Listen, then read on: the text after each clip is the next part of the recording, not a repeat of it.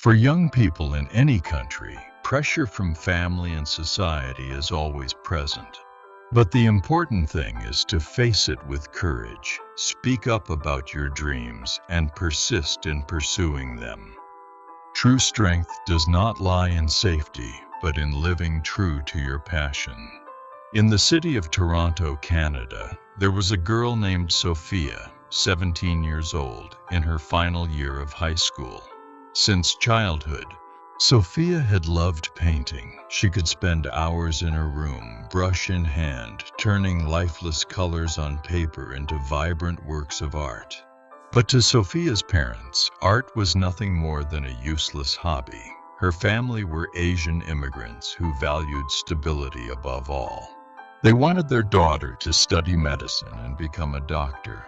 Medicine is a noble profession, with stable income and respect from society, they often said. Sophia tried many times to explain that she wanted to study fine arts, but each time, her mother sighed and her father spoke sternly. You must be realistic. In Canada, art cannot feed anyone.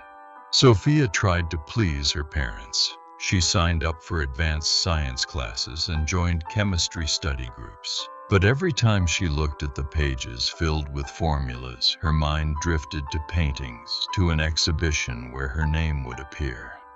The pressure grew heavier. Friends around her began applying to universities. Sophia was torn.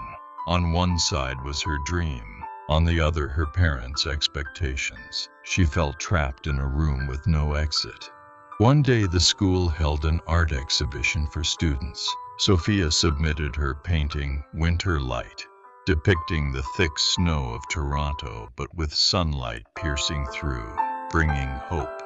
Her painting received many compliments. An art professor from OCAD University even encouraged her to apply, saying she had real potential.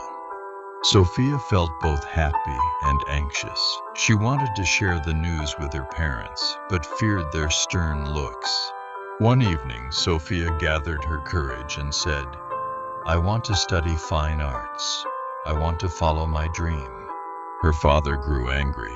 Fine arts? Do you know how many art students end up unemployed? You must be realistic. Sophia burst into tears.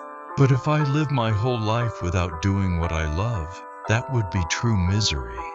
A few days later, Sophia's parents visited the exhibition.